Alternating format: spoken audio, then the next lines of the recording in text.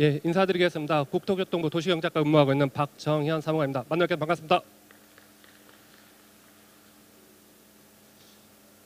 사실 저도 이렇게 이런 자리에 서갖고 하려면 좀 떨리고 사실 잘 언어도 생각도 안 나고 하는데 여러분한테 이 귀한 시간을 저한테 허락해 주셨는데 제가 이 시간에 무엇을 해줘야 할지 어떻게 설명을 드려야 할지 저도 참 막막한데 제가 잠깐이나마 작게나마 준비한 걸 말씀드리겠습니다. 저는 저희 부에서는 이제 스마트 시티에 한 업무를 하는 데가 도시경제과입니다. 보통 근데 기초지자체라든지 광역지자체 가면 스마트 도시과, 스마트 정책관실 뭐 여러 가지 형태로 있습니다. 근데 저희들이 제가 생각할 때 한 18년도경부터 그 전에 UCT 있는 상황에서 갑자기 이제 스마트 시티가 훅 들어오고 있습니다. 그런 상황에서 보니까 각종 지자체들이 보니까 한 지금 현재 대한민국에 119개 기초지자체에서 스마트 시티 뭐 그런 명칭을 쓰면서 과나 팀을 유지하고 있고요. 경쟁적으로 현재 이 스마트 시티 사업을 하고 있습니다. 그래서 저는 오늘 여러분한테 이 스마트 시티 사업이 어떤 개념으로 접근해야 하고 어떻게 현재 사업이 이루어지고 있는가를 좀 소개해 드리고자 합니다. 주제는 보시면 이제 저희들이 스마트 시티는 무엇인가라는 주제를 했는데 아마 가장 중요한 것은 우리가 살고 있는 공간이 도시라는 공간에 있기 때문에 이런 말이 나오는 것 같습니다. 그런데 보시면은 이제 저희 우리 UN 보고서에 따르면 2050년까지 세계 인구의 50억 명에서 90억 명 늘어나고 도시화율도 55에서 68% 크게 이게 증가한다고 현재 돼 있습니다.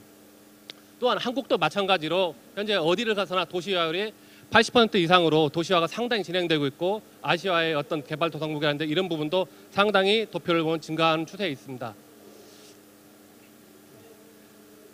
그래서 도시화가 되면은 우리가 이제 교통이 편리해지고 복지가 좋아지는 이러한 장점도 있지만은 사실 급속한 도시화에 따른 인구와 자원의 소비가 집중되면서 미세먼지, 교통, 복지, 헬스케어 이런 부분에서 각종 사회 문제가 야기되고 있습니다.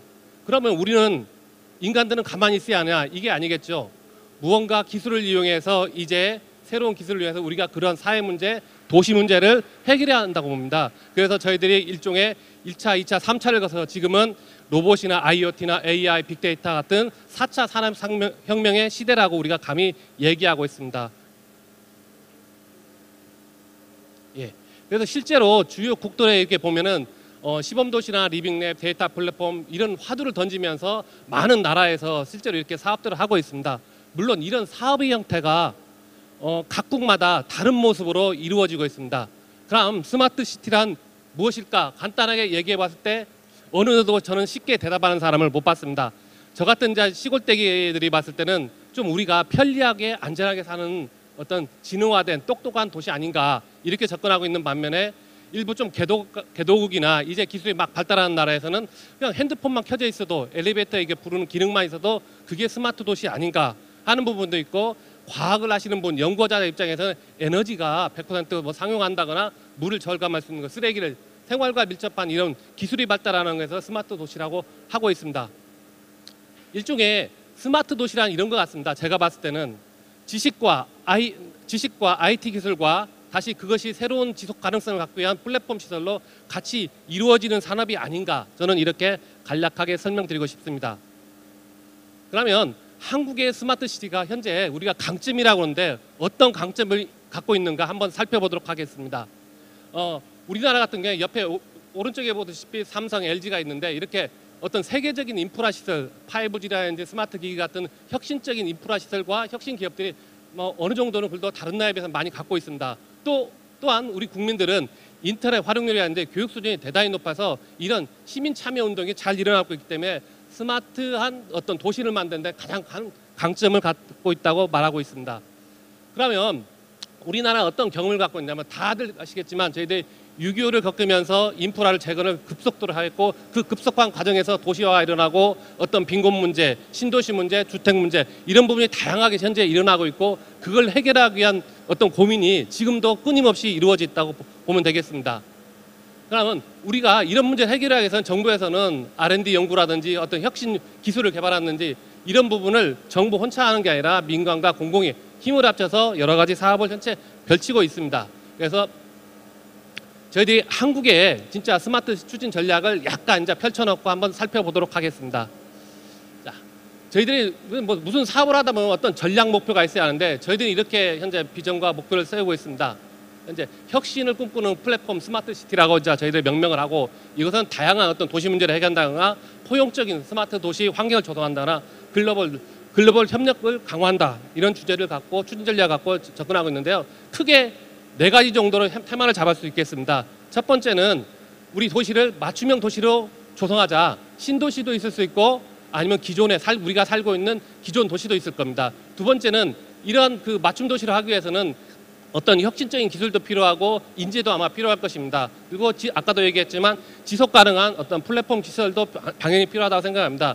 또한 근데 이렇게 어떤 기술과 어떤 도시가 있다고 또 이루어지는 게 아니라 그 안에는 우리가 살고 있는 법과 제도, 질서 안에서 서로 갈등되는 부분이 있기 때문에 혁신 생태계 조성이라서 그 안에 있는 규제를 개선하고 어떤 거버넌스라든지 산업 체계를 일정 부분 바꿔줄 필요가 있습니다. 또한 이런 부분이 우리나라만의 어떤 힘으로 이루어지는 게 아니라 중국이라든지 미국이라든지 네덜란드 뭐 이런 각국의 어떤 특성을 고려한 어떤 협력 사업을 할 수밖에 없는 환경이기 때문에 우리가 글로벌 네트워크 환경을 구축해서 사업을 진행하고자 합니다.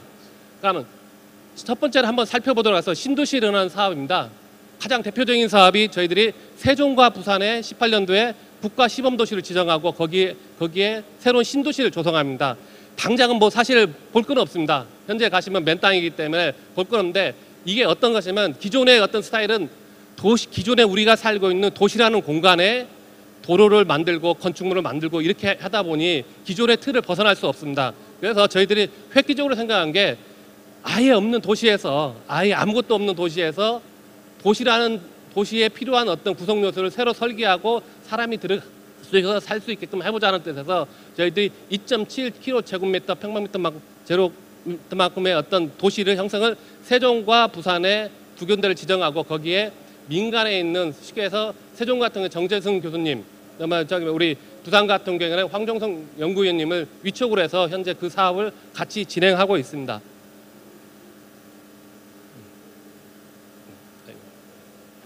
네. 그래서 세종 같은 경우는 한번 찾아보면은 뭐 세종 같은 경우는 가장 컨셉이 뭐냐면 인공지능 데이터 기반의 어떤 그 혁신적인 도시를 만들자. 건데 저희들이 가장 쉽게 접할 수 있고 가장 대표적으로 나타나는 게 이 5-1 구역에서는 차 없는 거리를 만들자 이겁니다. 그럼 차 없는 거리를 만들려면 그 반대적으로 어떤 문제가 발생하겠습니까?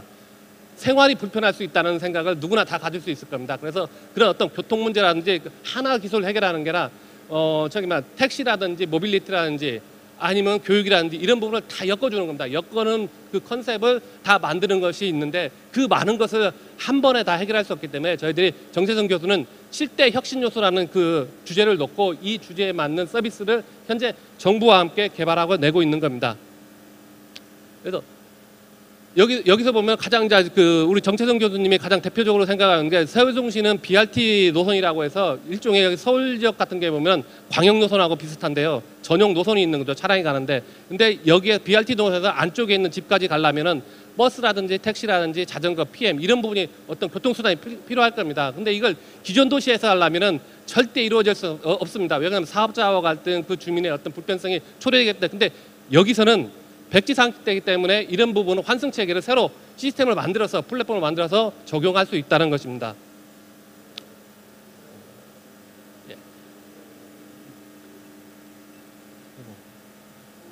예.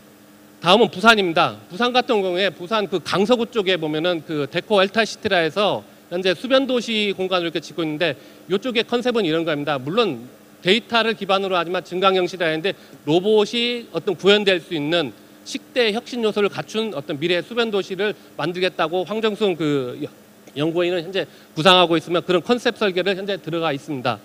그래서 여기 같은 경우에는 케어 로봇이라는데 무인마트라든지 의료 로봇이나 여러 가지 좀 로봇 기능을 많이 넣으려고 이제 하고 있더라고요 보니까. 근데 사실 이런 부분에 있어서 여기서도 이게 너무 크다 보니까는 좀 약간의 어떤 그 스마트한 빌리지 형태에서 한번 실증 사보를 하기 위해서 현재 제가 알기로는 올해 지금 사업자 공모를 통해 삼성인가 이런 부분이 들어와서 일정 부분 그런 작은 동네에서 한 그런 운영을 한번 해보는 겁니다. 그러면서 그 사업이 성공을 거두고 이런 그 사업을 기반으로 해서 이 수변 도시를 전체를 채우겠다는 야심찬 계획을 갖고 있는 걸로 알고 있습니다.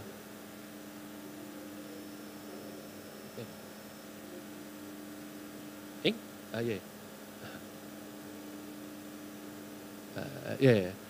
뭐 간단한 것은 제가 넘어가도록 하겠습니다. 제가 보니까 전체적인 제가 PT를 준비한 것보다는 좀 시간이 좀 그래서 우리가 지금 약간 세종이나 부산에서 일어나는 혁신적인 기술들이 단순하게 세종과 부산에서만 적용한다면 아마 일반 국민들도 잘 납득이 안 갈 것이고, 또 우리 지역에도 이런 좋은 기술이 와서 우리가 안전하고 편리한 어떤 삶을 요구하게끔 해달라, 이런 아마 목소리가 클 것입니다. 그리고 이런 사업들이 대부분 현실적으로 지역 국회의원들이라든지 많은 국가 사업이기 때문에 어딘가 적용을 해야 하지 않습니까? 그래서 저희들 국토부에서는 이런 아까 세종이나 부산에서 일어난 혁신적인 기술을 갖다가 이제 여기 이번에 최근에 발표한 3기 신도시라는 이 부분이 있지 않습니까? 여기에 스마트 솔루션이라 해서 검증된 기술을 갖다 여기에는 바로바로 적용할 수 있는 그런 어떤 사업을 하고 있습니다.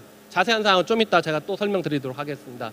그래서 두 번째로는 이렇게 새로운 도시에 백지 상태에서 하는 신도시 개발 사업도 있지만은 이제 사람이 살고 있는 기존 도시에 일어나는 사업도 한번 찾아보도록 하겠습니다.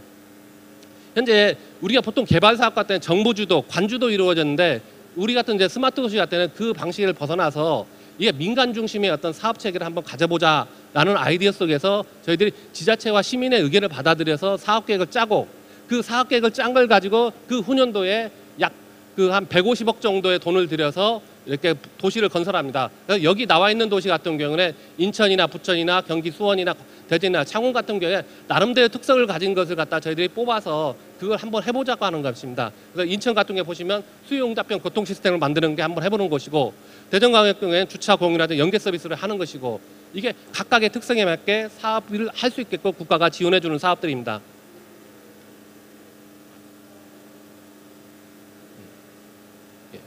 두 번째 사업 같은 경우에 뭐 이런 사업들은 뭐냐면 R&D 사업이라고 저희들 통상적으로 얘기하는데, 최근에 우리가 보면은 그 코로나 사태 일어나면서 외국 같은 경우에 개인정보를 쓸 수가 없습니다. 왜냐하면 아주 그 개인정보에 대한 어떤 그런 부분이 있기 때문에. 근데 우리나라도 마찬가지로 개인정보에 대해서는 되게 그 관리를 철저히 하고 엄격하기 때문에 쓸 수가 없는데, 근데 아무래도 저희들이 쓰는 정보가 카드 정보라든지 통신 정보라든지 이런 부분을 많이 갖고 있는 걸로 저도 알고 있습니다.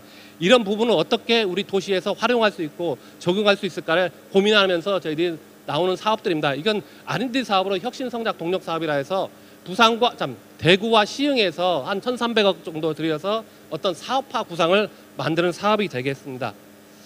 그래서 이 사업에는 한 76개 정도의 그 대학과 기업, 민간들이 참여해서 사업을 같이 하고 있습니다.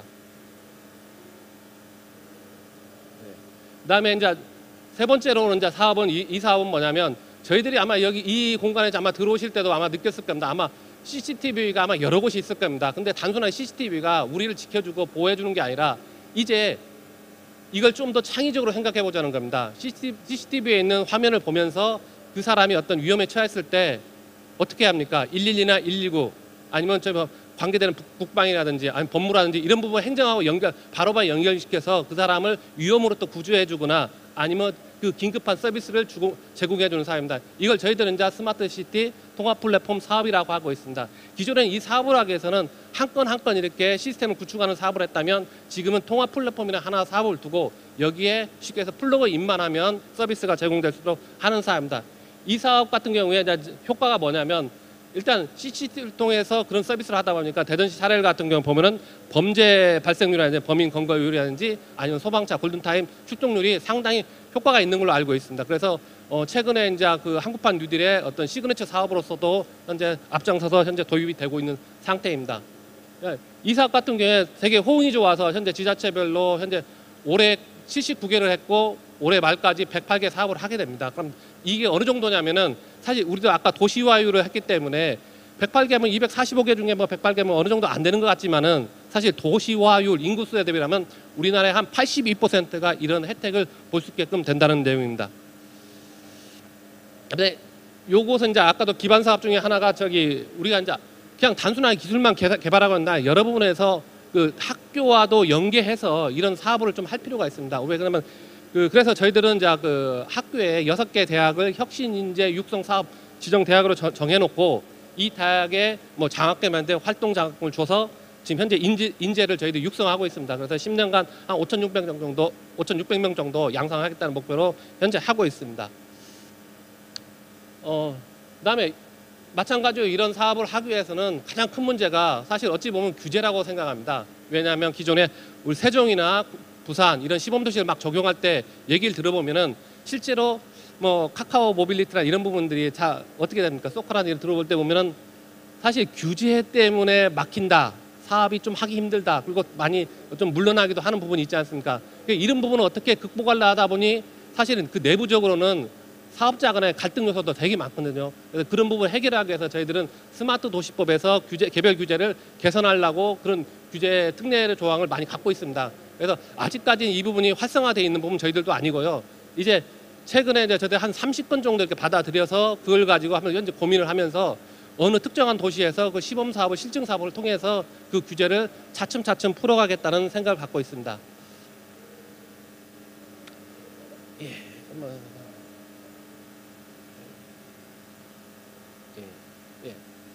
이건 세 번째 사업, 이 네 번째 사업인데 이 네 번째 사업은 어떤 형태냐면은 현재 사실 이 사업 자체는 저희 국토부가 주관하는 사업이라기보다는 어찌 보면 중소기업 벤처 창업부인가요? 그쪽에서 주관하는 사업입니다. 예. 예. 보통 이제 그 예비 창업자다 그러죠. 어떤 자기 좋은 아이디어가 있는데 이 좋은 아이디어를 가지고 창업하려니 돈이 없고 또 어떤 그런 창업하는데 어떤 교육이라든지 어떤 자문이라든지 이런 부분이 없는데 아마 제 쪽에서만 그냥 간단하게 설명드리면 스마트 시티 분야에 한 1년에 한 70명 정도 사업자 예비 창업자를 모집하고 그 모집한 부분에 대해서 최대 1억 원, 통상적으로 한 6천만 원 정도의 사업화 자금을 바우처로 제공해 주는 겁니다. 바우처를 받아서 그분은 이제 그 사업화에 필요한 여러 가지 자금을 쓸 수 있고요. 기본적으로 여기서 무료까지는 아니지만 창진에서 주는 돈이 뭐 교육이라든지 창업 멘토링이나 마케팅 같은 걸 일정 부분 지원받고 있고 저희 부에서도 이런 어떤 창업이 된 거에 대해서 아까 국가 시범도시라든지 아니면 좀 기존 사업에 어떤 솔루션들이 나올 거 아닙니까? 이런 부분을 어떻게든지 한번 적용해 보려고 현재 여러 가지 방법으로 노력을 하고 있습니다. 네. 뭐 이런 사업들이 어찌 보면 혼자 한다고 또 되는 건 아니지 않습니까? 사실 저희들도 이제는 우리가 이제 그 어느 나라 못지않게 어느 더 앞선 나라, 뭐 선진국이라는 표현을 쓰는지 안 쓰는지 저도 약간 자신 없습니다만 어떤 당당한 나라가 아니겠습니까? 근데 이게 스마트 시티라는 것이 그래도 우리나라에서 멈춰 있는 게 아니라 우리나라 수출을 먹고 사는 나라이기 때문에 해외와 연결돼서 네트워크를 통해서 이 부분을 우리 특화된 사업으로 해서 수출을 하는 겁니다. 그래서 그런 사업들을 이제 하겠다는 모델들을 현재 제시하고 있는 상태고요. 아직까지는 저희들이 이런 사업을 하기 위해서 K-스마트 해외 진출 사업을 현재 선정한 단계고 아직까지는 구체적인 단계는 아직 나오지 않고 있습니다. 네. 이게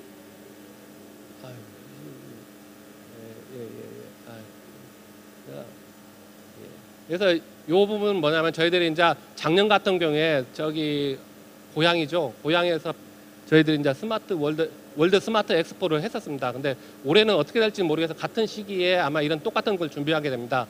근데 이런 전시회장에 가면은 제가 앞에서 설명한 모든 것을 다 담아놓고 있을 것이고 그 안에서 이루어지는 솔루션 하나하나에 대해서 사업체들이 참여해서 이렇게 좋은 기술이 있다라는 걸 어떤 공연하거나 검증하는 장도 이루어지고 또 학생들이 와서 실제 실증하는 사업 모델도 보여줄 것입니다.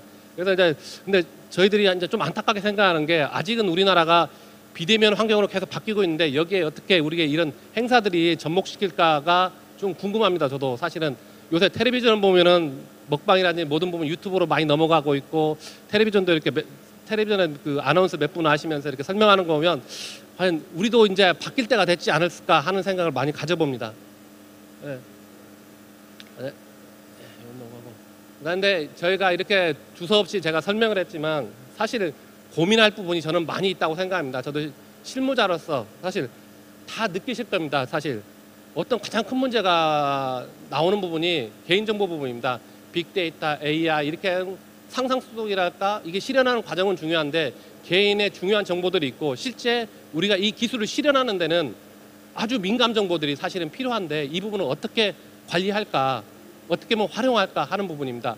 사실 세종과 부산에서 현재 기업이 들어와서 그 시범도시를 만드는데 가장 큰 이슈가 있습니다. 혁신 데이터 센터가 필요하다, 인공적으로 처리가 필요하다 라고는 하고 있지만 그럼 그 정보를 통해서 어떤 것을 만들 것이고 어떤 정보를 어떻게 교환하고 어떻게 활용할 것인가에 대해서는 사실 상당한 고민이 있습니다. 그래서 이런 부분은 아직도 계속적으로 고민해야 하는 부분이고 또 스마트 도시화가 된다고 해서 과연 좋을까 하는 부분에 또 패션 막과 또 나옵니다. 아까 우리가 보면 이렇게 삶의 질이 사실은 어찌 보면 우리 어린이들이 딱 태어나서 보면 유튜브 보면 이제 요새는 딸랑이 없이 유튜브 갖고 잘 살고 있지 않습니까? 그리고 업역이 없어진다고 하지 않습니까? 사실은 어찌 보면 예전 같으면 니꺼 내꺼 산자부 일과 국토부 일이 정확히 나눠져 있고 국토부 일과 복지부 일이 나눠졌지만 저희들도 스마트 도시를 하면서 저희들이 복지부 업무도 하고 교육부도 업무도 하게 됩니다.